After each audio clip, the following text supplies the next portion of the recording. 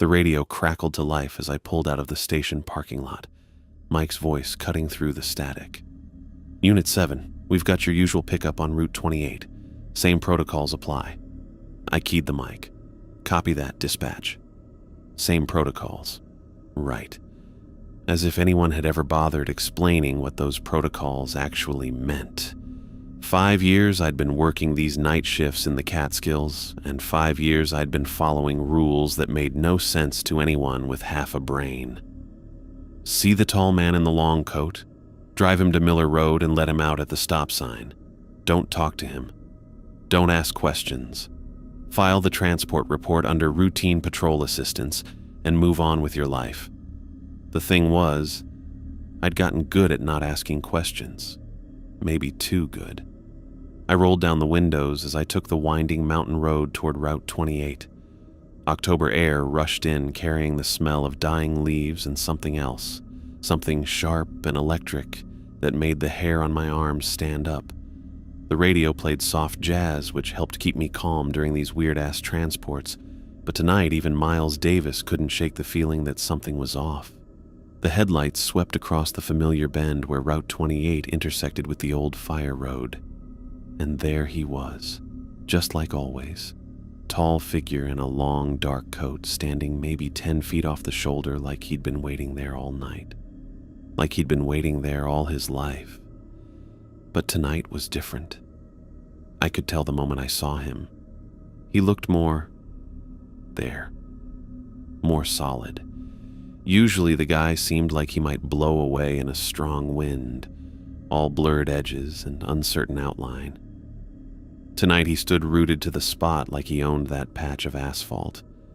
I pulled over and put the car in park, leaving the engine running.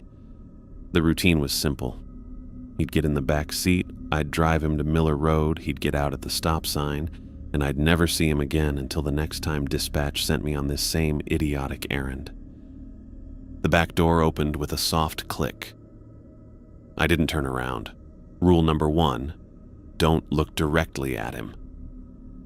I'd learned that one the hard way during my second month on the job, when I'd made the mistake of checking the rearview mirror. Seeing that smooth, blank space where his face should have been had given me nightmares for a week. Miller Road? I asked, putting the car in drive. Silence. Same as always. I pulled back onto Route 28, taking the curves nice and easy. No point rushing through this weirdness. The guy never seemed to be in any hurry. And honestly, the sooner I got him where he was going, the sooner I could stop thinking about the fact that I was chauffeuring someone who shouldn't exist according to any rational understanding of the world. But tonight, as we wound through the dark forest, something changed. The children aren't where you think they are. I nearly drove into a tree. In 5 years of doing these transports, the guy had never said a single word, not one. I'd started to wonder if he even could talk, or if he was just some kind of walking, natural phenomenon that happened to need rides to Miller Road every few weeks. My hands tightened on the steering wheel. What did you say? Nothing. Back to the usual silence. I checked the rearview mirror without thinking, then immediately wished I hadn't. Same blank space where a face should be. Same impossible smoothness that made my brain want to shut down rather than process what it was seeing. But he'd definitely spoken. I wasn't losing my mind. What children? I asked. Still nothing. We reached Miller Road in another 2 minutes, and I pulled up to the stop sign like I had dozens of times before. The door opened, and I felt rather than saw him getting out. I kept my eyes focused straight ahead, watching the empty road stretch into darkness. The door closed with that same soft click. I waited 30 seconds, then looked in the rearview mirror, gone, as always, like he'd never been there at all. Except tonight, he'd left something behind. I twisted around to look at the back seat and felt my stomach drop. There, carved deep into the black leather, was a symbol I'd never seen before. Not carved exactly, more like burned. The leather around it was still warm. It looked almost like a tree, but wrong. The branches twisted in directions that hurt to follow, and the roots seemed to spiral down into something that definitely wasn't soil. Just looking at it made my head ache. I grabbed my radio. "Dispatch, this is Unit 7. "Go ahead, 7. "I just dropped off our passenger, but we've got some property damage to the vehicle. Someone carved something into the back seat." A pause. Longer than usual. "Copy that, 7. What's the nature of the damage?" "Looks like a symbol of some kind. Pretty deep cut into the leather." Another pause. "Unit 7. Please confirm you followed standard protocols during transport." Standard protocols. There was that phrase again, like it actually meant something. "Affirmative, dispatch. No deviation from routine. Copy. File your report and continue patrol. Maintenance will assess the damage tomorrow." I stared at the radio. That was it? No questions about how someone had managed to carve a symbol into my back seat while I was driving? No concern about potential vandalism to department property? "Dispatch, should I bring the vehicle in for inspection?" "Negative, 7. Continue your patrol route. And 7. "Yeah. Stick to the protocols. Don't overthink things." The radio went quiet. I sat there for a minute, engine idling, staring at that twisted symbol in my rearview mirror. Don't overthink things. Right. Because thinking was apparently discouraged in this job. I pulled away from the stop sign and headed toward town, trying to shake the feeling that everything I thought I understood about these weird transports had just changed. The guy had never talked before. He'd never left any trace of his presence. And Mike's response felt way too rehearsed, like he'd been expecting this call. The radio crackled again. "Unit 7, we've got a report of suspicious activity near the Mountain View Diner. Can you swing by and check it out?" On my way. At least, that sounded like normal police work. Maybe a cup of coffee and some human interaction would help me make sense of what had just happened. The Mountain View Diner sat at the intersection of two mountain roads like a glowing island in the middle of nowhere. Fern O'Sullivan ran the night shift there, and she made the best coffee in 3 counties. More importantly, she was the kind of person who didn't ask uncomfortable questions about why a small-town cop looked like he'd seen a ghost. I pushed through the front door, and the little bell above it chimed a welcome. Fern looked up from wiping down the counter, her red hair catching the fluorescent light. "Well, if it isn't our local night owl," she said. "You look like you could use some caffeine." "You read minds now, Fern?"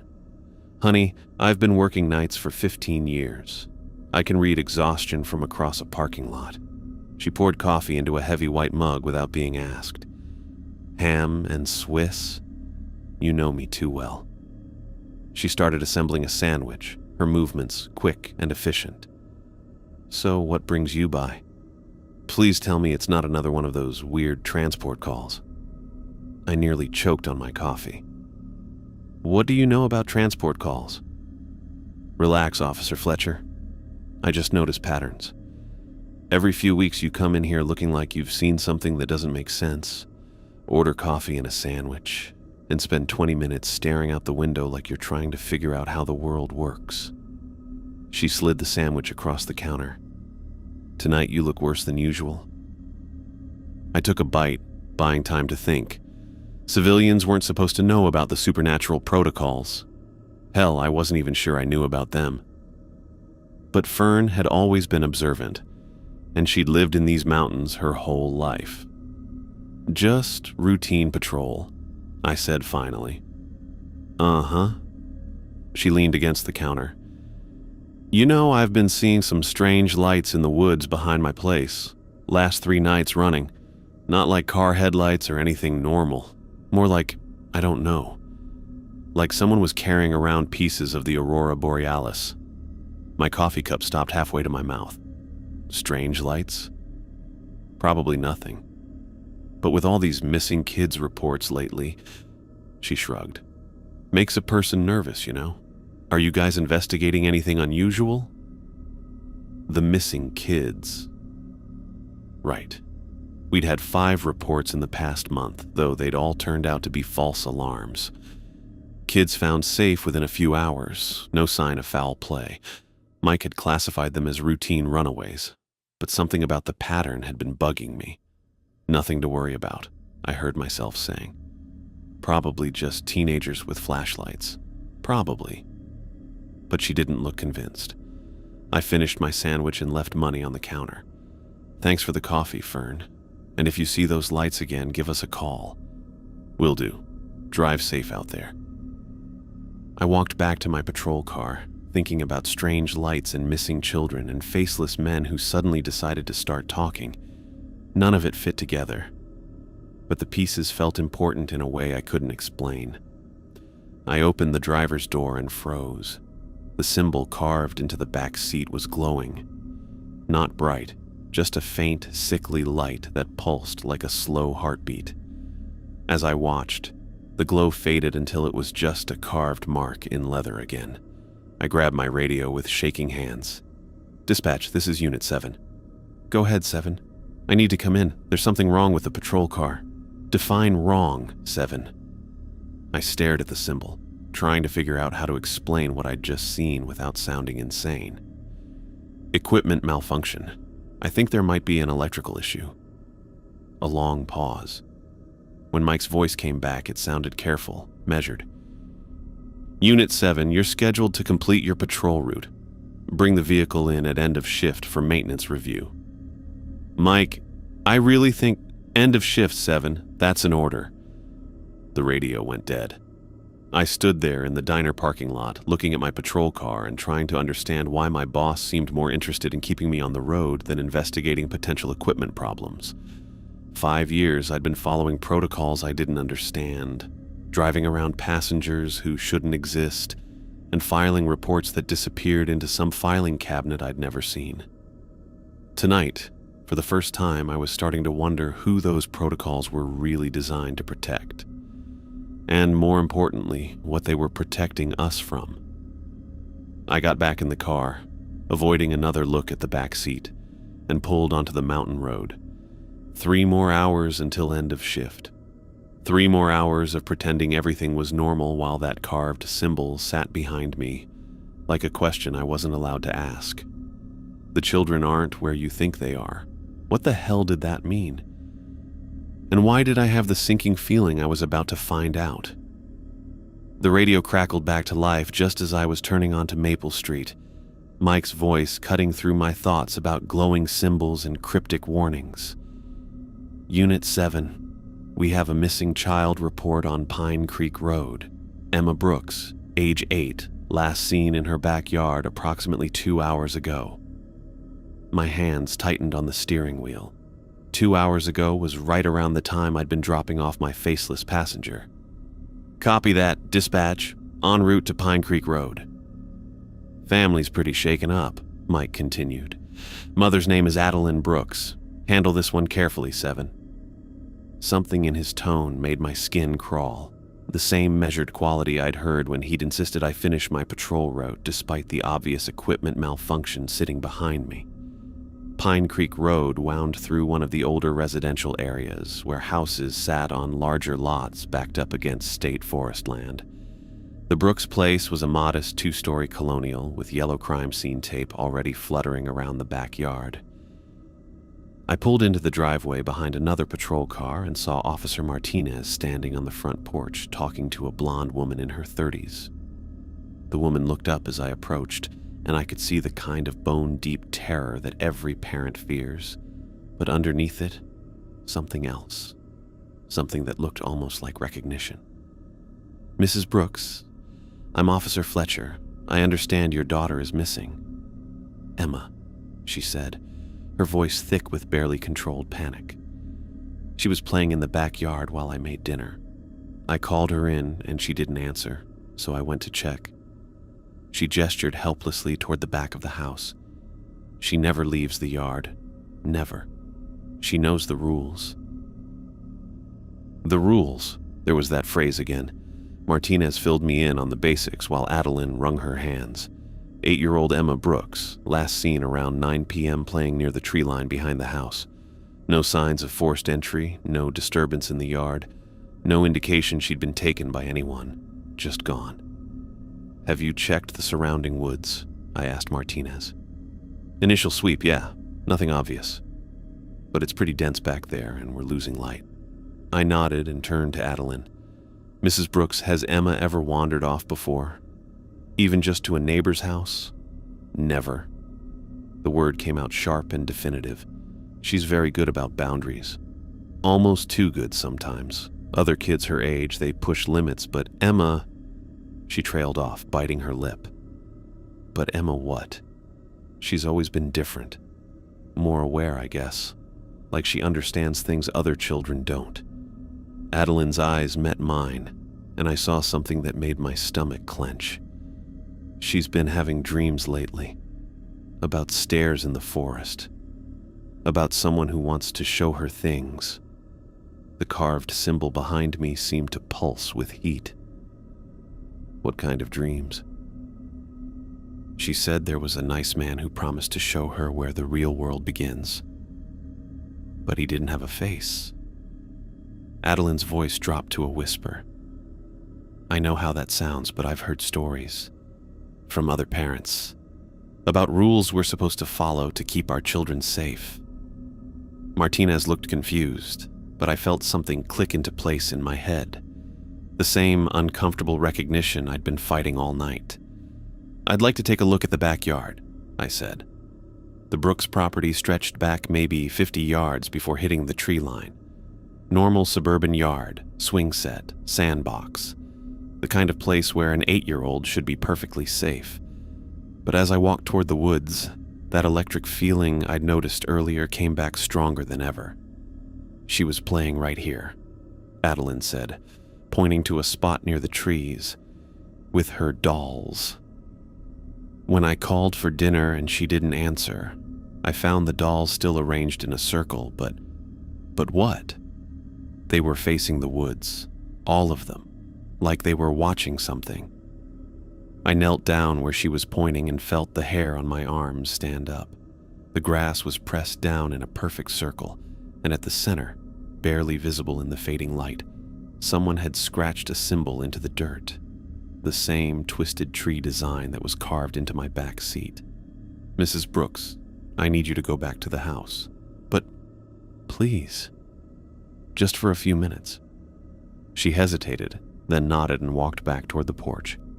I waited until she was out of earshot, then pulled out my flashlight and stepped into the woods. The trees closed around me like a living tunnel, branches reaching across the path in ways that seemed deliberately tangled. But I knew where I was going. My feet found the route without conscious thought, following some internal compass that definitely hadn't been part of my police training. I found the staircase maybe 30 yards into the forest. But this one was different. Instead of the narrow wooden steps I'd encountered on previous calls, this staircase was wide enough for 3 people to walk side by side. The wood looked older, darker, and every third step was carved with symbols that hurt to look at directly. The purple light filtering down from above was brighter, more violent, and the air around the staircase shimmered like heat waves. The children aren't where you think they are. I keyed my radio. Unit 7 to dispatch. Go ahead, 7. I found something in the woods behind the Brooks residence. I'm going to need backup. A pause. What kind of something, 7? I stared up at the impossible staircase, thinking about protocols and missing children and faceless men who suddenly decided to start talking. I found where Emma went. Copy that. Stay put until backup arrives. But even as I said, Roger, I was already climbing the first step. The otherworld forest was wrong in ways I couldn't articulate. The purple-tinted trees leaned at angles that made my eyes water, and the ground beneath them seemed to pulse like a slow heartbeat. The path ahead wound between twisted trunks that looked almost like they were trying to form letters or symbols. I found Emma at the center of a clearing, maybe 50 yards from the top of the stairs. She was unconscious, lying in another perfect circle, but this one was made of stones that glowed with the same sickly light I'd seen in my patrol car. Symbols covered her arms and face, not carved like in my back seat, but painted in something that shifted color as I watched. The marks pulsed in rhythm with her breathing, faint but definitely there. Emma? I knelt beside her, checking for injuries. She seemed physically unharmed, just deeply asleep. "Emma, can you hear me?" Her eyes fluttered open, unfocused and strange. When she spoke, her voice sounded older than 8 years old. "He said you'd come. The nice man with no face. He said the police officer who remembers the old ways would find me." "What nice man, Emma? Where is he now?" "He had to go away when you got close. But he'll be back." She sat up slowly, the glowing symbols on her skin beginning to fade. "He showed me things about my family, about why I can see things other people can't." I helped her to her feet, my mind racing. "What kind of things?" "Secret things. About the people who came before, and the promises they made, and why some children are special." She looked up at me with eyes that seemed far too knowing. "He said you're special too, but you forgot. He said that's why your family had to go away." My family. I had fractured memories of leaving town when I was 12, my parents saying we needed a fresh start somewhere else, but I'd never understood why, and they'd never explained.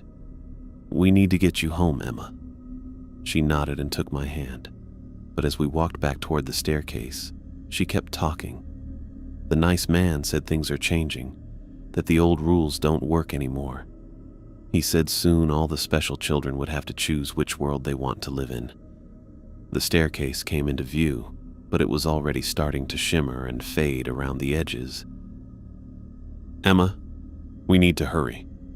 We took the steps 2 at a time, the other world forest dissolving behind us like fog. By the time we reached the bottom, the staircase was gone completely, leaving only normal woods and the distant glow of the Brooks house.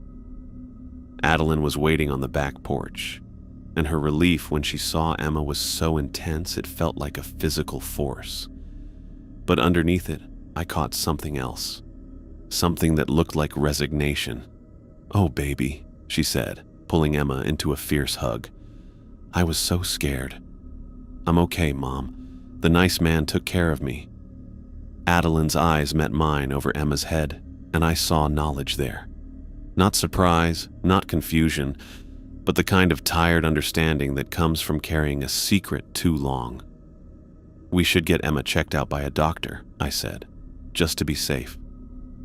"That won't be necessary," Adeline said quickly. "She looks fine, just tired. Aren't you tired, sweetheart?" Emma nodded and yawned, the symbols on her skin now completely faded. "Can I go to bed?" "Of course. Go get ready and I'll be up in a minute." Emma disappeared into the house, leaving Adeline and me standing in the backyard where dolls had been arranged to face the woods, and symbols had been scratched into the dirt. "Mrs. Brooks," I said carefully, "Emma mentioned seeing someone in the forest, someone without a face." "Children have such vivid imaginations," she said, but her voice was strained. "Thank you so much for finding her, Officer Fletcher. I can't tell you how grateful I am." She was already moving toward the house, clearly ending the conversation. But as she reached the door, she turned back. "Officer Fletcher? Emma's father used to work for the police department before he left town. He used to say that some officers understood things others didn't, that there were old ways of keeping people safe." Her grip tightened on the door handle. "I think he would have been glad it was you who found her." Then she was gone, leaving me alone in the backyard with more questions than answers. I walked back to my patrol car, thinking about Emma's words. The police officer who remembers the old ways, my family going away, special children and changing rules and choices between worlds. In the rearview mirror, the symbol carved into my back seat looked different somehow. Not just a random mark, but part of something larger, a piece of a puzzle I was only beginning to understand. The radio crackled. "Unit 7, what's your status?" "Child located and returned safely to family. No signs of foul play." "Copy that. Any indication of where she'd been?" I looked back at the woods where an impossible staircase had led to an otherworld forest full of glowing stones and painted symbols. Just wandered off into the trees, got turned around in the dark. Roger, file your report and return to patrol. But as I pulled out of the Brooks driveway, I couldn't shake the feeling that filing a normal missing child report wasn't going to cut it this time. Emma had been marked, chosen for something I didn't understand, and whoever had taken her knew exactly who I was. The nice man with no face was planning something, and somehow I was part of it. The question was whether I was supposed to stop him or help him, and I had the sinking feeling that figuring out the answer was going to require remembering things my mind had been working very hard to forget. I walked into the station the next morning with Emma's words still echoing in my head. The police officer who remembers the old ways. My coffee tasted like ash, and the carved symbol in my patrol car seemed to throb every time I glanced in the rearview mirror. The bullpen was mostly empty. Day shift didn't officially start for another hour, but I needed to look at something while my head was still clear. 5 missing children in the past month. All found safe. All classified as routine supernatural encounters. All bullshit. I pulled the files from the cabinet Mike kept locked, using the master key I wasn't supposed to have. Tyler Morrison, age 9. Sophia Chen, age 7. Marcus Williams, age 10. Lucy Hartwell, age 8. And now Emma Brooks, though her case wouldn't be filed until tomorrow. The reports read like carbon copies. Child reported missing from backyard. Officer responds, finds evidence of otherworld access point. Child located in forest dimension, unharmed but disoriented. No memory of incident. Case closed. But the details were wrong. Different officers had written the reports. Martinez, Patterson, even Mike himself on one of them. Yet the handwriting looked identical under close examination. Same phrases, same clinical descriptions, same careful omissions about what the children had actually experienced. I spread the files across my desk and felt that familiar electric sensation crawling up my spine. Each child had been found in the exact same location, the twisted forest with purple-tinted trees. Each had been marked with symbols that faded quickly upon return to normal dimension. Each had spoken about a helpful figure who wanted to show them important things. The door chimed, and I looked up to see Fern O'Sullivan walking toward my desk. She looked like she hadn't slept, her red hair pulled back in a messy ponytail and dark circles under her eyes. "Officer Fletcher, I'm sorry to bother you at work, but I need to talk to someone about my daughter." I quickly closed the files, but not before she caught a glimpse of the paperwork. Her face went pale. "How many?" she asked quietly. "How many what?" "Children. How many children have gone missing?" I hesitated, then gestured to the chair beside my desk. 5, including Emma. "Why?" Fern sat down heavily, clutching a manila folder against her chest like armor. "Because my daughter started having the dreams 3 nights ago. The same night I saw those lights in the woods. She keeps talking about a nice man with no face who wants to show her where the real world begins. The blood in my veins turned to ice water. What kind of dreams?" She draws pictures afterward, staircases leading up into purple trees, circles made of glowing stones, and always this figure standing at the edge, reaching out his hand. Fern's voice cracked. She says he tells her she's special, that her family has important work to do. "Mrs. O'Sullivan, children have vivid imaginations. My husband used to be a police officer here." The words came out sharp and definitive. 20 years ago, before we moved away. Before he died in what the department called an equipment malfunction. Everything went very still. "He left behind notes," she continued, opening the folder with shaking hands, "about the supernatural protocols, about rules that kept certain entities contained, about what happens when those rules get broken." She pulled out a thick stack of handwritten pages covered in diagrams and careful observations. Police report forms modified with additional notes in the margins. maps of the forest with X's marking specific locations, and at the top of the first page, written in fading blue ink, Guardian Protocols, Officer Sean O'Sullivan, 2003. He wrote about entities that pose as helpful guides, Fern said, flipping through the pages, things that test children to see if they carry certain bloodlines.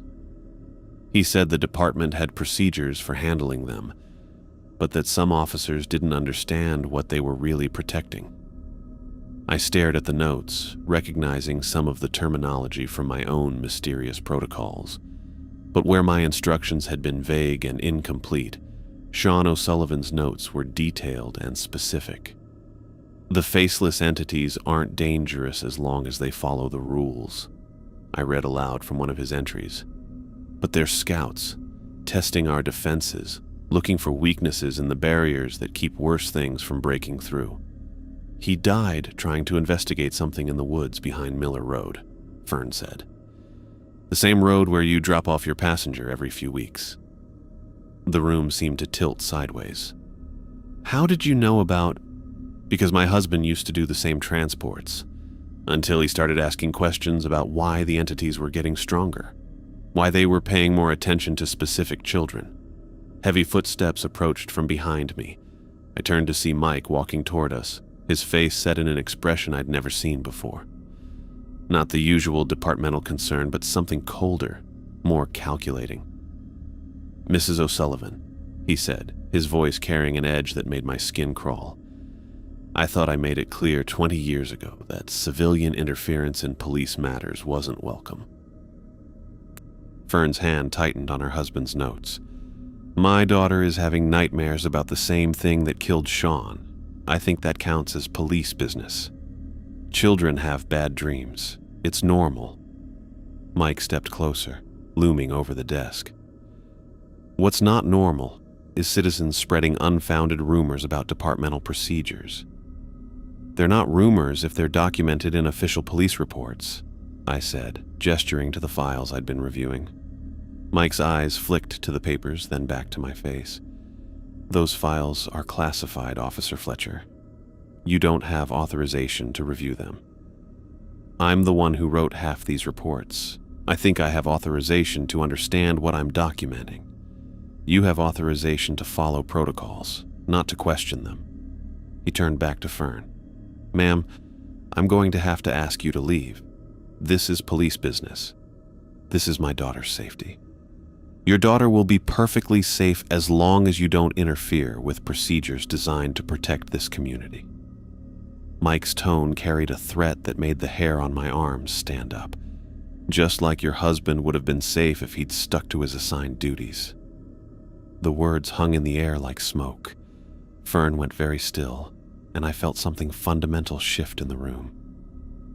"Are you saying my husband's death wasn't an accident?" she asked quietly. Mike realized he'd said too much, but instead of backing down, he doubled down. "I'm saying that officers who follow procedures tend to have longer, healthier careers than officers who don't." That was it. That was the line being crossed in broad daylight. "Mrs. O'Sullivan," I said, standing up and grabbing my jacket, "I think we should continue this conversation somewhere else. Somewhere with better coffee." Mike stepped between us and the door. "Officer Fletcher, you're scheduled for desk duty today. You'll be staying here." "Actually, I'm off duty as of 10 minutes ago." I checked my watch. Shift ended at 8. I'm officially a civilian having coffee with another civilian. "Don't push this, Zeke." The use of my first name felt like another threat. But looking at Fern's pale face and the folder full of her dead husband's research, I realized I was already in deeper than protocols could protect me from. "See you tonight, Chief, assuming you still want me handling those transport calls." I walked past him toward the door, and after a moment, Fern followed. Mike didn't try to stop us physically, but I could feel his eyes boring into my back like laser sights. In the parking lot, Fern was shaking. "He killed Sean. I know it. All these years I thought it was an accident, but the way he just talked..." "We need to find somewhere safe to look through those notes," I said. somewhere he can't follow. Where? I thought about John Copeland, sitting by his wife's grave every afternoon like clockwork. The grieving widower who always seemed to know more about the town's rhythms than any normal resident should. The old cemetery on Hillcrest Road, there's someone there who might have answers. We drove separately, and I spent the 15-minute trip trying to process what had just happened. Mike's hostility had been too immediate, too specific, like he'd been waiting for this conversation to happen, like he'd been preparing for it. The cemetery sat on a hill overlooking the valley, old enough that some of the headstones had worn smooth and illegible. I found John exactly where I expected him to be, sitting on the bench beside a modest grave marker. But today, something was different. He wasn't staring at the headstone with that vacant grief I'd seen dozens of times before. Instead, he was watching the road, like he'd been expecting us. "Officer Fletcher," he said as we approached, "and Mrs. O'Sullivan. I was wondering when you'd figure out you needed to talk to me." Fern stopped walking. "How do you know my name?" "I knew your husband." John stood up from the bench, and suddenly he seemed taller, more solid, more present. Sean was a good man. He understood what he was protecting, even when the cost became too high. "You're not really a grieving widower, are you?" I asked. John smiled, and it completely transformed his face. "There is no Mrs. Copeland. Never was. The grave marker is real enough, but it's not marking a burial site." He gestured to the ground beneath our feet. "It's marking a seal, something that's been keeping worse things than faceless men from breaking through to our world." "How long have you been guarding it?" Fern asked. "Since 1897, give or take a few years." I stared at him. "That's impossible." "Officer Fletcher, in the past 24 hours, you've transported a faceless entity, found a child in an otherworld forest, and discovered that your boss is threatening civilians who ask too many questions about supernatural protocols." John's expression became serious. "How much of your definition of impossible are you willing to renegotiate?" Fern opened her husband's folder again. Sean wrote about guardians, people who maintained the barriers between worlds. He thought there was one in every generation, but he never found out who it was. "The guardian tradition is older than the police department," John said. "But when formal law enforcement came to the mountains, we adapted, incorporated our protections into official procedures. Your husband was one of the officers who helped bridge that gap." "And Mike?" I asked. John's face darkened. "Mike learned about the guardian systems 20 years ago, but instead of seeing them as protection, he saw them as leverage, an opportunity to gain power over forces most people can't even perceive." "The children," Fern said, "the ones who've been going missing. What does he want with them?" "The same thing the faceless entity wants. The guardian bloodlines aren't random, Mrs. O'Sullivan. They run in families, and every generation, certain children carry the potential to either strengthen the barriers or shatter them completely." I thought about Emma's words, about my own suppressed memories of leaving town as a child, about the way the supernatural protocols had always felt familiar, even when they made no logical sense. "The entity is testing them," I said slowly, "seeing if they have the power it needs. And Mike is helping it identify the strongest candidates." John's voice carried the weight of genuine sorrow. "He believes that breaking the seal will give him control over the supernatural realm. What he doesn't understand is that the things waiting on the other side aren't interested in partnerships." Fern clutched her husband's notes. "My daughter. She's one of them, isn't she? One of the bloodline children." "Yes," John said gently. "And so was Emma Brooks. And so are all 5 children who've been marked in the past month." "Marked for what?" John looked at the grave marker that wasn't really a grave, then back at us. "For the ritual that will break the seal. The faceless entity needs 5 guardian bloodlines working together, their power focused through symbols that bind them to the other world. Once that connection is complete, what happens? I asked. Everything that's been kept on the other side of the barriers comes through at once. John's voice was quiet but steady. Every entity we've contained, every force we've held back, every nightmare that the guardian traditions have kept from manifesting in the real world. The afternoon sun felt suddenly cold against my skin. How do we stop it? Fern asked. John looked at me with eyes that held more than a century of watching and protecting. The guardian bloodline runs in your family too, Officer Fletcher. It's why the protocols always felt familiar, why you can navigate the otherworld forests, why the entities respond to your presence. My family left town when I was 12. They were relocated for their safety after your grandfather died trying to stop an incursion similar to what we're facing now. But your abilities were never lost, just suppressed. And now, with the barriers weakening, they're coming back, I finished. The question is whether they'll return in time to matter. John gestured toward the valley below, where I could see the lights of town beginning to flicker on as evening approached. Because tonight is the new moon, and according to the symbols the entity has been placing, tonight is when it plans to complete the ritual. Fern grabbed my arm. My daughter! If she's one of the 5, then we'd better figure out how to break a supernatural containment system that's been holding for over a century, I said, before something else breaks it first.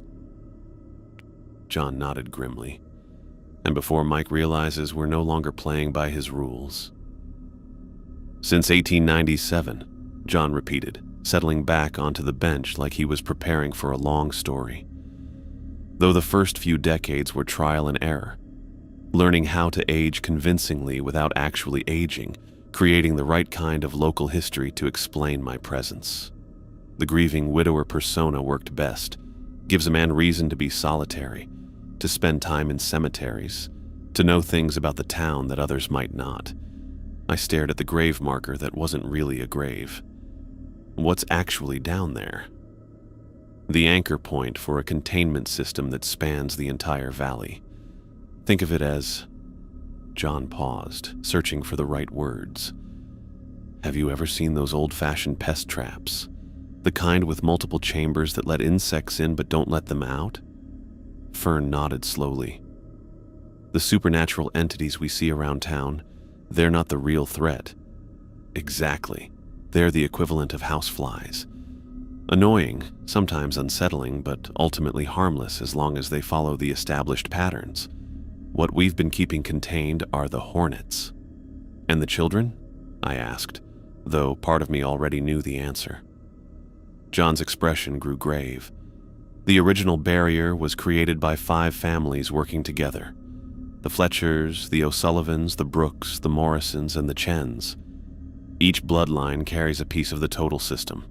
Individually, they can sense supernatural activity, navigate otherworld spaces, resist entity influence. Together, they can rebuild the entire containment network, Fern finished, clutching Sean's notes, or destroy it completely. Your husband understood this, John told her. He was getting close to figuring out why the entities had started paying special attention to specific children, but Mike couldn't risk him making the connection. The pieces clicked together in my head with sickening clarity. The missing children reports. They're not random encounters. Mike's been feeding information to the faceless entity, helping it identify and test the bloodline descendants. The entity poses as a helpful guide, takes them to the other world briefly, and marks them with symbols that create a connection. Not strong enough to cause immediate harm, but enough to... John gestured toward Fern's folder. Did Sean document anything about resonance patterns? Fern flipped through the pages, stopping at a hand-drawn diagram covered in technical notes. He wrote about sympathetic links, how marking multiple bloodline carriers could create a feedback loop that weakens the anchor points. 5 children, 5 bloodlines, 5 potential keys to the lock we've been maintaining for over a century.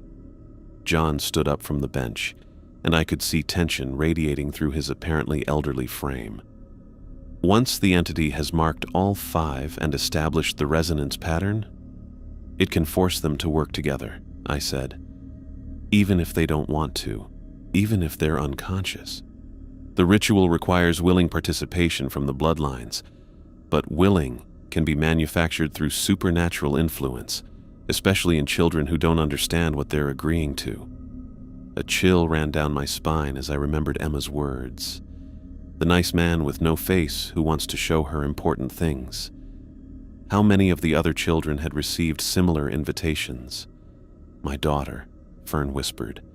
The dreams she's been having. It's already starting, isn't it? The marking process, yes.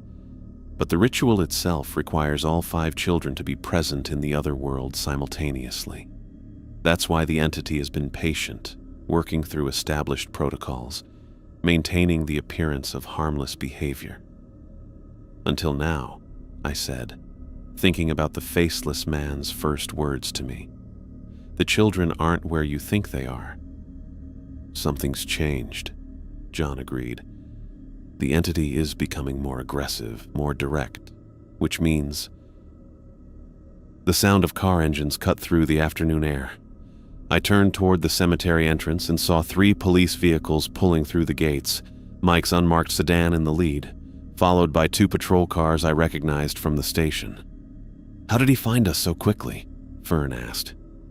John's expression had gone from concerned to grim. Because he's been tracking you longer than you realize. The supernatural protocols aren't just about maintaining containment, they're also about surveillance. Who follows the rules, who asks questions, who might become a problem. Mike got out of his car, flanked by Officers Patterson and Martinez. But something was wrong with their movements. They walked too smoothly, too coordinated, like they were being operated by the same set of controls. Stay close to the grave marker, John said quietly, and whatever happens, don't step outside the perimeter of the headstones. Mike approached with that same calculated expression I'd seen at the station, but now it looked different. Less like administrative authority and more like predatory confidence. John, he called out, his voice carrying across the cemetery with unnatural clarity. I think we need to have a conversation about civilian interference in police operations. Chief Torino, John replied, his tone perfectly polite but somehow carrying an edge that made my skin prickle. I wasn't aware that visiting a cemetery required police supervision. It does when civilians are spreading misinformation about departmental procedures. Mike stopped about 20 feet away from us, just outside the ring of old headstones. Mrs. O'Sullivan, you're going to need to turn over your husband's files. They contain classified information. My husband's personal research isn't police property, Fern said, backing closer to the bench. Anything related to supernatural protocols is police property. Anything that could compromise ongoing operations is police property. Mike's smile was all teeth and no warmth. Anything that interferes with agreements we've made to keep this community safe is definitely police property. I felt something click into place. What kind of agreements, Mike? The kind that ensure entities like our faceless friend continue to follow rules that keep them manageable. The kind that prevent much worse things from deciding our little valley looks like an interesting place to visit. John made a sound that might have been laughter. And what did you promise in exchange for this remarkable cooperation? Access, Mike said simply. Controlled access to bloodline families, information about guardian protocols, a chance for both sides to evolve beyond the outdated containment systems that have kept this town locked in the past. You sold out the children, I said, feeling sick. You've been helping that thing identify and mark guardian bloodlines. I've been facilitating a partnership that benefits everyone involved. Mike's voice carried the same measured quality I'd heard when he dismissed equipment malfunctions and ordered me to complete patrol routes. The entity gets the information it needs to understand our world better.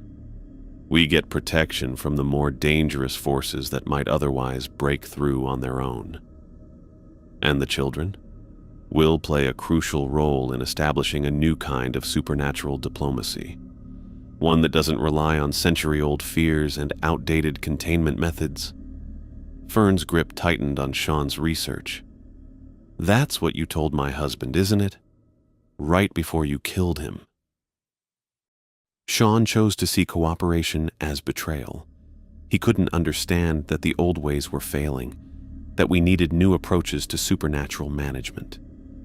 Mike's expression didn't change, but I caught something cold moving behind his eyes. I hoped his widow would be more practical. Practical enough to hand over my daughter for your experiments? Practical enough to understand that fighting the inevitable only makes things more dangerous for everyone. John had been quiet during this exchange, but now he stepped forward slightly.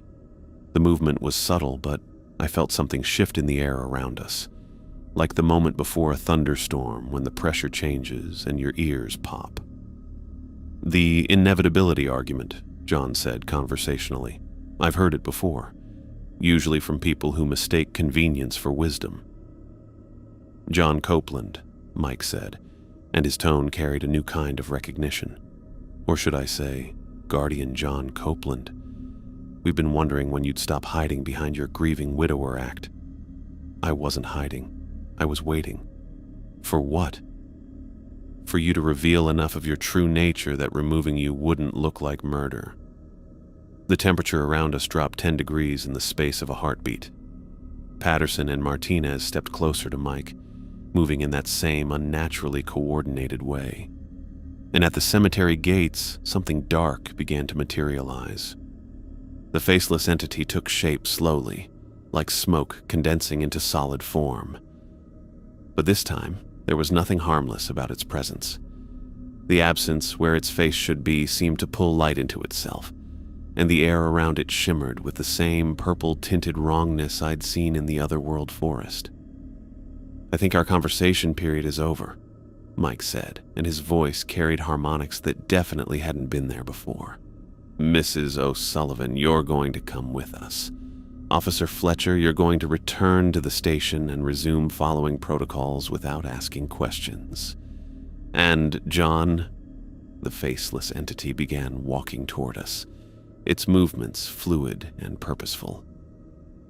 John is going to explain why he thought a century of containment was preferable to productive cooperation. John raised his hand, and suddenly the air between us and them felt solid, like an invisible wall had sprung up along the line of headstones. The entity stopped walking, its non-face turning toward the barrier with what might have been curiosity. The containment wasn't to keep them out, John said calmly. It was to keep much worse things from noticing we exist. But I could see sweat beading on his forehead, and the invisible barrier flickered like a candle flame in wind. The faceless entity pressed one hand against the wall of air, and where it touched, reality seemed to bend. The barrier held for maybe 30 seconds before something fundamental shifted in my head. Like a dam breaking, except instead of water, it was memories flooding back. Not just memories, understanding. I could suddenly see the lines of power running through the cemetery, connecting each headstone to something deeper. The grave marker John had been guarding wasn't just a seal. It was the keystone in a network that stretched under the entire valley, holding back pressures that would have made the faceless entity look like a lost puppy. Jesus, I breathed, staggering as 20 years of suppressed knowledge slammed into my consciousness. My grandfather didn't die in an accident. He died fighting something that came through the old Miller Road breach. John glanced back at me, sweat now streaming down his face as he maintained the barrier. The bloodline activation is painful the first time. Try to stay focused. But focusing was impossible when I could suddenly perceive what the faceless entity actually was. Not a harmless entity following mysterious rules. A scout. An advanced probe sent by something so massive and alien that my mind couldn't quite process its full shape. It had been testing our defenses for decades, learning our patterns, identifying our weaknesses, and the 5 missing children weren't missing. They were being stored. The entity pressed harder against John's barrier, and where its hand touched the invisible wall, reality started to unravel. The air shimmered with colors that didn't have names, and I could hear something like music that made my teeth ache. "The disguise is becoming inconvenient," the entity said, its voice coming from everywhere and nowhere at once. The smooth, blank space where its face should be began to shift, revealing glimpses of something that definitely wasn't human underneath. "Officer Fletcher, you're beginning to remember things you were never supposed to forget." "Yeah, well, funny how nearly getting killed by supernatural predators can jog a person's memory." Mike stepped closer to the barrier, and I could see his eyes had gone completely black. "The children are safe, Zeke. They're being prepared for their new roles. No one's getting hurt." "Except for Sean O'Sullivan," Fern said, her voice carrying 20 years of grief and anger. "Except for John's wife, who never existed. Except for everyone you've been lying to." Sean chose to interfere with progress. As for the Guardian's wife, Mike's smile held nothing human. Why invent a tragic backstory when you can simply edit the existing one? John's barrier flickered again, more severely this time. The cemetery seal was designed to handle 1 or 2 entities at most. With Mike and the officers feeding it energy, "How long can you hold them?" I asked. "Long enough for you to understand what you need to do. But first, we need to strengthen the anchor point." John's voice was strained but steady. "Mrs. O'Sullivan, your husband's notes. Did he document the reinforcement ritual?" Fern flipped through Sean's papers with shaking hands. Page 47. "Emergency stabilization requires 1 guardian bloodline, 1 law enforcement authority, and 1 witness with personal connection to the supernatural community." "That's us," I said, the knowledge flowing through my awakened memories like it had always been there. "But John, if we strengthen the seal with you maintaining the barrier, I'll have to drop the protection to complete the ritual." "Yes." John's expression was calm, like he'd already made peace with what was coming. "And they'll attack the moment the barrier falls." The faceless entity had been listening, and its non-face tilted toward us with something that might have been amusement. "Even if you complete your little ritual, the children's power has already been partially integrated into our dimensional matrix. You're trying to repair a dam while we're still draining the reservoir." "Where are they?" I demanded. "Where children always go when they follow helpful strangers into the woods, the place where the real world begins." The entity gestured towards something I couldn't see. 5 staircases, 5 doorways, 5 anchor points in your reality. We've been very patient, Officer Fletcher, but patience has limits. Patterson and Martinez moved closer to Mike, their movements synchronized in a way that made my skin crawl. Behind them, the afternoon shadows were starting to stretch toward us, and within those shadows, more shapes were beginning to form. "The pocket dimension," I said, understanding flooding through me. "You're not holding the children in our world or yours. You created a space between them. Fed by their bloodline energy, accessible through the breach points your own protocols helped us maintain." The entity's voice carried satisfaction. "Your transportation duties were never about managing supernatural entities, Officer Fletcher. They were about training you to navigate between dimensions." John dropped his hand and the barrier collapsed. Everything happened at once. Mike and the corrupted officers surged forward, moving faster than humans should be able to move. The faceless entity flowed toward us like liquid shadow, and John stepped directly into their path.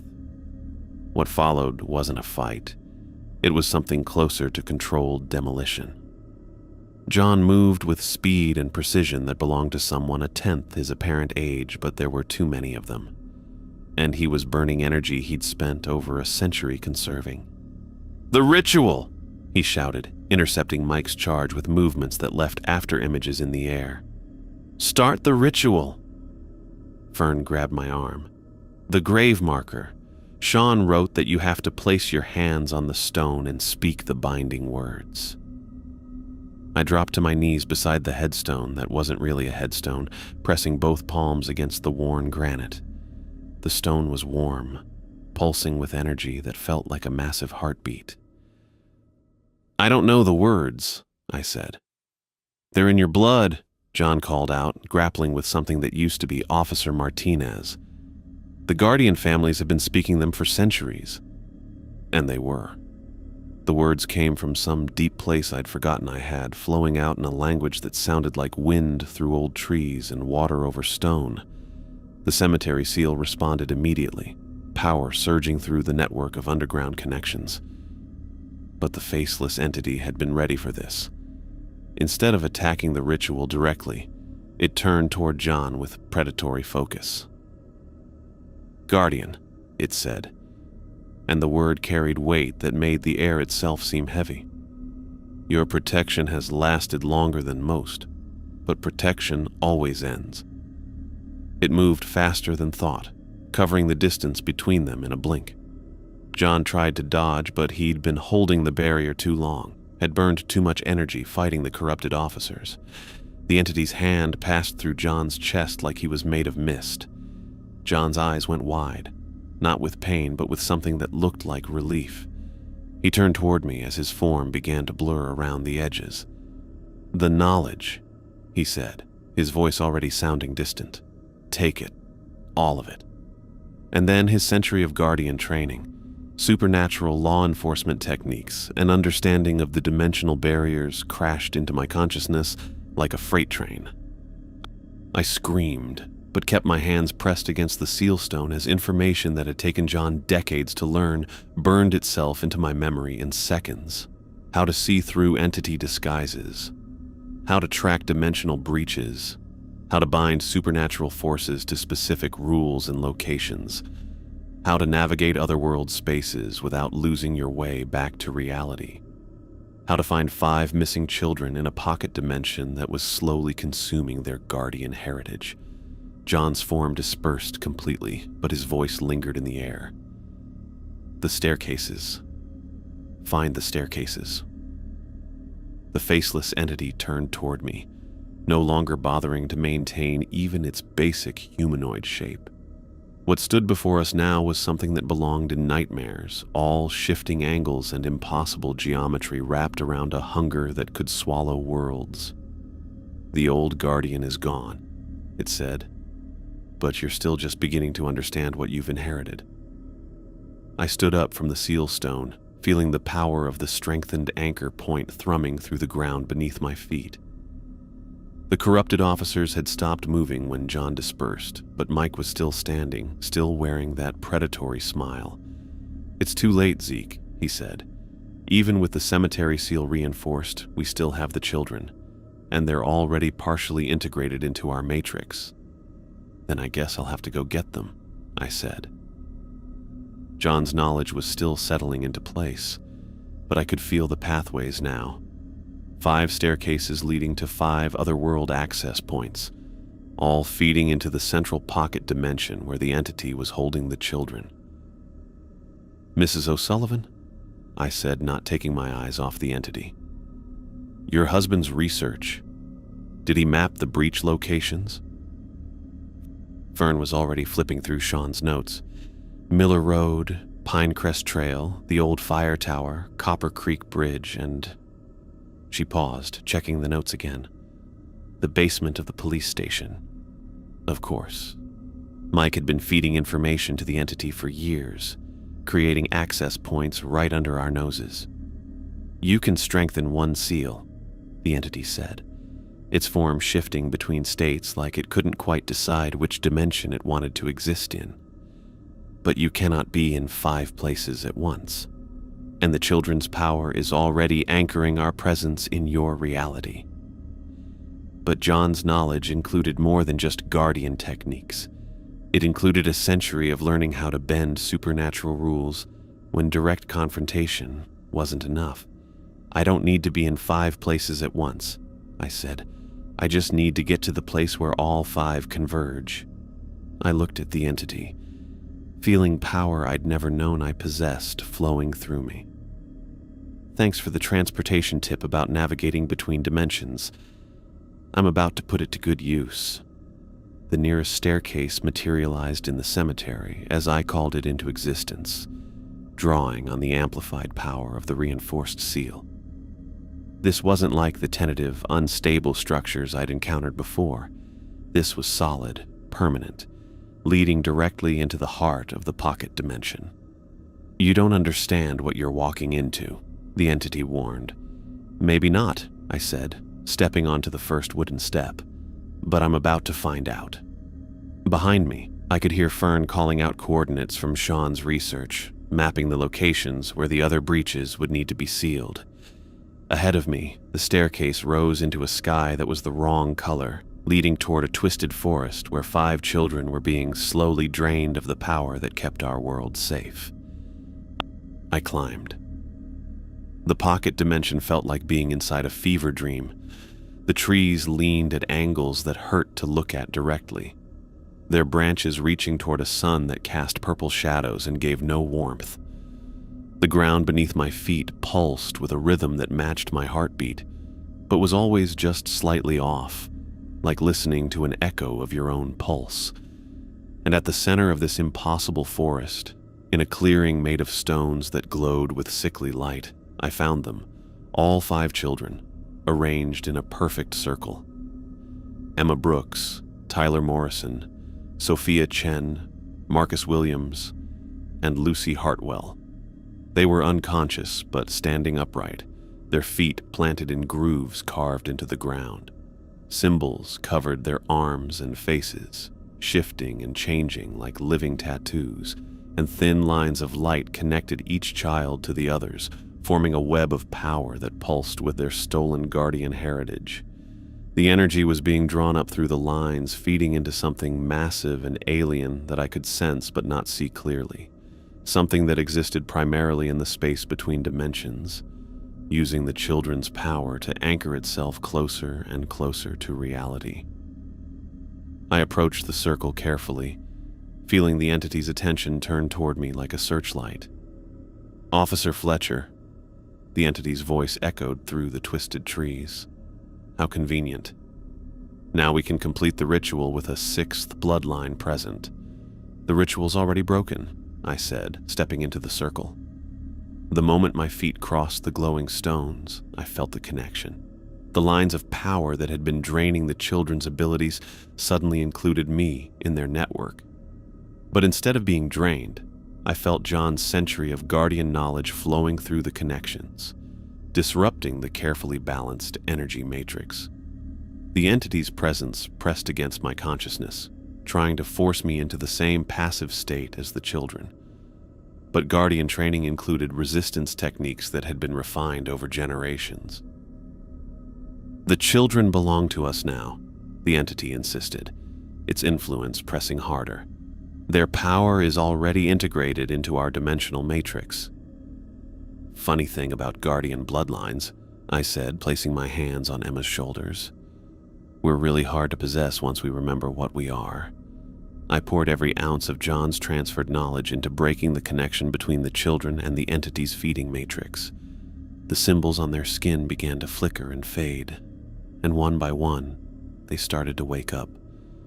Emma opened her eyes first, blinking in confusion. "Officer Fletcher? How did you get here?" "Long story. Are you okay?" She nodded, then looked around at the other children. "We were dreaming, all the same dream, about a nice man who wanted to show us important things." "Not so nice after all," I said, helping Tyler and Sophia to their feet as the binding circle continued to deteriorate. The pocket dimension shuddered around us, reality becoming unstable as the entity lost its anchor points. Trees began to dissolve at their edges, and the purple sun flickered like a dying light bulb. "You have severed our connection to the bloodlines." The entity's voice carried rage that made the air itself seem to vibrate.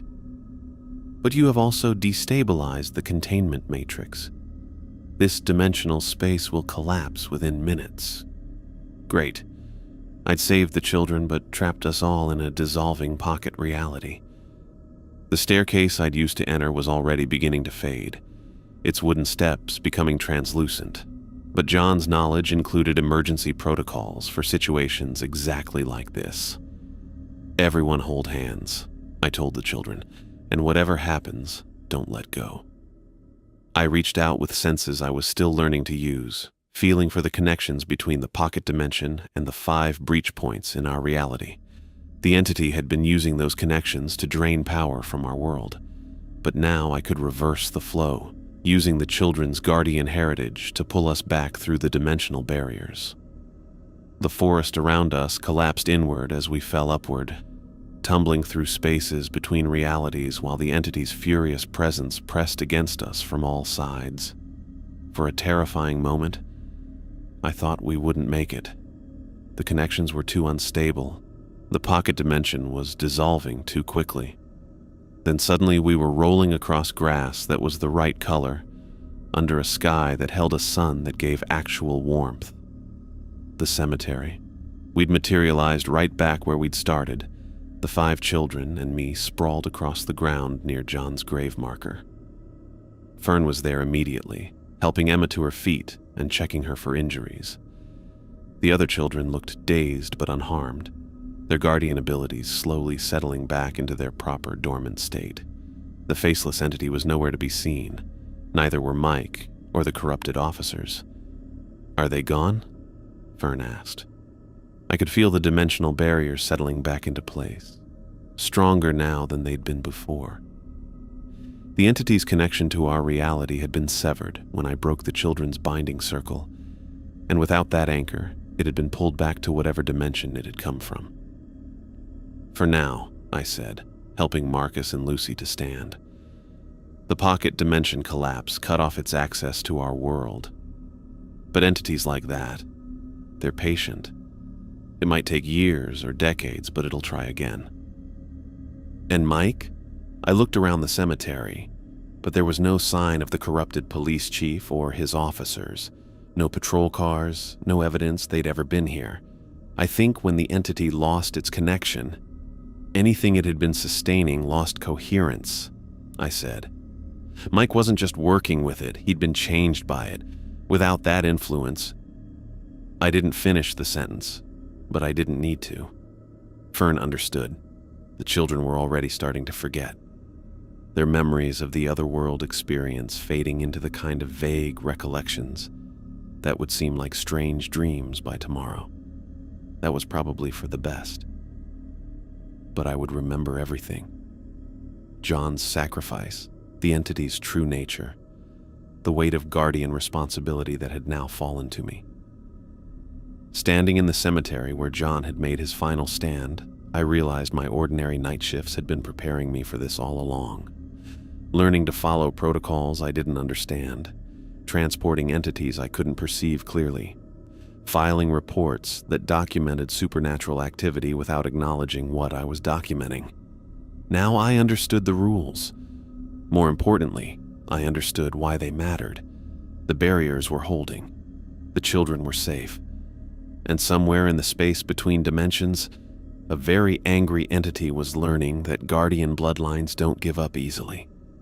The grass was real. That was the first thing that registered as we rolled across the cemetery ground. Actual grass that bent under our weight instead of pulsing with otherworldly rhythm. The sun overhead gave warmth instead of casting purple shadows that moved independently of their sources. I pushed myself up on my elbows, doing a quick head count.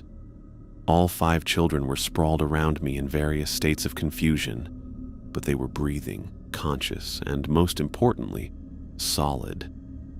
Emma sat up first, blinking like someone waking from a deep sleep. "Where?" she started, then trailed off, her expression growing distant. The symbols that had covered her arms and face in the pocket dimension were completely gone, leaving unmarked skin that looked like it had never been touched by other worldly forces. "You're safe," I told her, getting to my feet and offering her a hand up. "You're all safe." Tyler and Sophia were already forgetting. I could see it happening in real time. The glazed look that meant their minds were filing away memories they couldn't quite process, tucking them into the category of strange dreams that fade by morning. Lucy mumbled something about having the weirdest nap ever, while Marcus just seemed confused about how he'd ended up lying in a cemetery. John's transferred knowledge let me understand what I was watching. Protective amnesia, built into the guardian bloodlines to keep children from being traumatized by supernatural encounters they weren't ready to handle. By tomorrow, they'd remember playing in their backyards and maybe having unusual dreams. Nothing more. "The entity," Fern said, helping Emma dust grass off her clothes. "Is it gone?" I reached out with senses I was still learning to use, feeling for the dimensional barriers that protected our reality. They were stronger than they'd been in decades, reinforced by the energy backlash from the entity's banishment. The network of seals throughout the valley hummed with renewed power. "Gone," I confirmed. The pocket dimension collapse severed its connection to our world. It got pulled back to whatever realm it came from. "And Mike?" I looked around the cemetery, but there was no sign of the police chief or his corrupted officers. No patrol cars, no evidence they'd ever been here. Where Mike had been standing when the dimensional barriers snapped back into place, there was just empty air and afternoon sunlight. When the entity lost its anchor to our reality, anything it had been sustaining. I didn't finish the sentence, but Fern understood. Mike hadn't just been working with the faceless entity. He'd been changed by it, kept functional by its influence. Without that connection, he'd simply stopped existing in any meaningful way. The weight of what that meant settled into my consciousness along with everything else John had transferred to me. I was the ranking law enforcement officer now. Not just for normal crimes, but for supernatural threats that could destroy entire communities if left unchecked. "We need to get the children back to their families," I said, though part of me dreaded the explanations I'd have to give. How do you tell parents their children had been kidnapped by an interdimensional entity and held in a pocket reality for supernatural harvesting? The answer, according to John's knowledge, was simple. You don't. They wandered off into the woods during a late afternoon play session, I told Fern as we helped the children to their feet. Got turned around in the trees for a few hours before we found them. They're tired and confused, but unharmed. What about the missing children reports? Were filed by a police chief who no longer exists. As far as official records are concerned, there were no missing children. Just some kids who stayed out past dinner time and worried their parents. Fern stared at me for a moment, then nodded slowly. Guardian authority includes reality editing? When necessary for protection, yes. The knowledge felt strange in my head, like wearing clothes that belong to someone else but fit perfectly. The supernatural world has rules about maintaining separation from normal human awareness. Breaking those rules has consequences for everyone involved. We walked the children to the cemetery gates, where I called for transport to take them home. Not through official channels, those wouldn't exist anymore without Mike to coordinate them, but small towns have informal networks that work better than official procedures anyway. Mrs. Patterson from the Methodist Church happened to be driving by and offered to take Tyler and Marcus. The Chens lived close enough that Sophia could walk home with Fern's help. Lucy's grandmother was already on her way after getting a call about children being found safe near the old cemetery. That left Emma, who was looking more alert than the others, but still had that distant expression that meant her memories were settling into protected storage. "My mom's going to be worried," she said as we waited for Adeline to arrive. "She'll just be happy you're safe," I told her. But when Adeline's car pulled up to the cemetery gates, the expression on her face wasn't relief or even anger. It was resignation. She walked toward us with the posture of someone who'd been expecting this call for years. "How bad was it?" she asked me directly, barely glancing at Emma. "She's fine. They all are. No lasting effects, no trauma, no memories of anything unusual." Adeline knelt in front of her daughter, studying her face with the intensity of someone checking for cracks in a precious vase. "Emma, honey, how do you feel?" "Tired," Emma said, "and confused. I remember playing in the backyard, but then I think I had a really weird dream." "That's normal, sweetheart. Sometimes when we get lost in the woods, our minds make up stories to fill in the scary parts." Adeline stood up and looked at me again. "She really won't remember. The amnesia protocols are built into the bloodline genetics. By tomorrow morning, this will seem like a strange dream that fades throughout the day." "Amnesia protocols," Adeline repeated, her voice carrying 20 years of suppressed knowledge. "You're talking like someone who understands what just happened. Like someone who knows about guardian families and supernatural inheritance." Fern and I exchanged glances. Apparently, Adeline Brooks had been hiding more than just her daughter's unusual abilities. "Mrs. Brooks," I said carefully, "how much do you know about your family's history?" "Enough to know that I moved away for college hoping Emma would be born somewhere the old responsibilities couldn't find her. Enough to know that moving back here meant accepting that hope was probably pointless. She scooped Emma up despite the girl's protests that she was too old to be carried. Enough to know that you're not the same Officer Fletcher who's been following mysterious protocols for the past 5 years." The transferred guardian knowledge confirmed what I was already suspecting. Adeline had been raised knowing about her bloodline heritage, had left town to escape it, and had returned only when circumstances made hiding impossible. "The entity is gone," I told her. "The barriers are stronger than they've been in decades. Emma's safe. For now."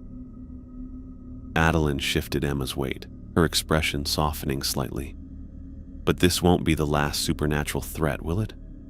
"No, there will be others. But that's what guardian families are for. That's what the protocols are for.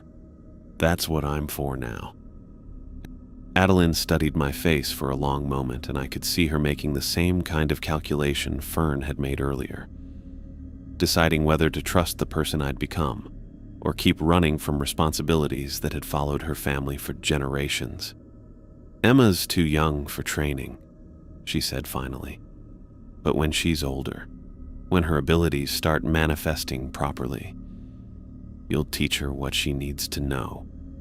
"We will," Fern said, stepping forward. "Guardian families work together, always have." As Adeline carried Emma toward their car, I felt the full weight of what I'd inherited settling into place. Not just supernatural law enforcement, but the responsibility for training and protecting the next generation of guardian bloodlines, making sure they understood their heritage without being consumed by it. The other children were already safely home, their families grateful, but unaware of the real danger their kids had been in. Tomorrow, Tyler would wake up thinking he'd had the strangest dream about purple trees. Sophia would remember building something with glowing stones, but wouldn't be able to recall what. Marcus and Lucy would probably forget the entire experience except for a vague sense that they'd had an adventure. Only the guardian families would remember. Only we would carry the knowledge of what had been prevented and what might come next. "So," Fern said as we watched the last car disappear down the cemetery road, "what happens now?" I looked around the cemetery, feeling the power of the restored seals humming through the ground beneath my feet. John's grave marker still sat in its place of honor, though now I understood it was marking more than just a resting place. It was commemorating a sacrifice that had protected thousands of people who would never know his name. "Now I learn how to do this job properly," I said. "Instead of following rules I don't understand, I get to understand the rules I'm following." "Sean's research includes training protocols," Fern offered. "Guardian techniques that have been passed down for generations. I could help you understand the full scope of what you've inherited." The idea of having guidance was more appealing than I wanted to admit. John's transferred knowledge was comprehensive, but it was also overwhelming. Having someone to help me sort through it, someone who understood the human cost of guardian responsibility, would make the transition much easier. "What about your daughter?" I asked. The dreams she's been having will probably stop now that the entity is gone. But if they don't, if her bloodline abilities start manifesting early, Fern shrugged. Then she'll have the best possible teacher when the time comes. We walked back toward the center of the cemetery where John's bench still sat in its place beside the grave marker. The late afternoon sun was casting long shadows through the trees, and for the first time in months, those shadows looked perfectly normal. The supernatural entities that are left, I said, thinking about my transportation duties and the odd encounters that had defined my night shifts. They really are harmless now. As harmless as anything supernatural can be, Fern confirmed. The barriers will keep them following established patterns, maintaining the balance between worlds. You'll still have transportation duties, but now you'll understand why they're necessary. I sat down on John's bench, feeling the weight of guardian authority settling into my bones like an old injury finding its rhythm. The faceless entity was gone, but there would be others. Maybe not for years, maybe not for decades, but eventually something else would test our defenses. When that happened, I'd be ready. One more question, I said. My family. John said they were relocated for safety after my grandfather died fighting a supernatural incursion. Are they still alive? Fern sat down beside me, her expression thoughtful. Sean's notes mention a Fletcher family resettlement in the Pacific Northwest. If they're still alive, they're probably living normal lives under assumed names, trying to forget they ever carried guardian bloodlines. The idea that my parents and sister might still be out there, that they'd spent 20 years thinking I was dead, made my chest tight. But John's knowledge included the harsh realities of guardian life. Sometimes protection meant separation. Sometimes keeping people safe meant letting them believe terrible things had happened. Can I contact them? Eventually, maybe. But first, you need to master your abilities, understand your responsibilities, prove you can handle the authority you've inherited. Fern's voice was gentle but firm. Guardian reunions are complicated, Zeke.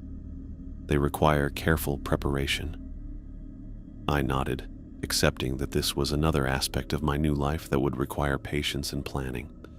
The faceless entity was gone, the children were safe, and the supernatural barriers were stronger than they'd been in generations. That was enough for now. Standing up from the bench, I looked out over the cemetery where John had made his final stand. Tomorrow, I'd return to the police station and discover that Chief Mike Torino had never existed, that I was somehow the ranking officer in a department that would need to be rebuilt from the ground up. There would be paperwork to file, explanations to give, and a whole new system of supernatural law enforcement to establish. But tonight, for the first time in 5 years, I understood exactly what I was protecting and why it mattered. The town would sleep safely, unaware that their reality had been threatened by forces beyond their comprehension. Families would gather for dinner, children would complain about homework, and teenagers would sneak out to meet friends in places they thought their parents didn't know about. Normal life, made possible by abnormal people willing to stand between the worlds and hold the barriers firm. Come on, I said to Fern. Let's go get some coffee and start planning how to train the next generation of guardians. As we walked toward the cemetery gates, I felt the restored supernatural network humming with quiet power beneath our feet. The ancient compact between worlds was secure, the guardian bloodlines were protected, and somewhere in the space between dimensions, any entities planning future incursions would find our defenses much more formidable than they'd expected. My ordinary night shifts had prepared me for this responsibility all along. Now it was time to embrace what I'd been born to become.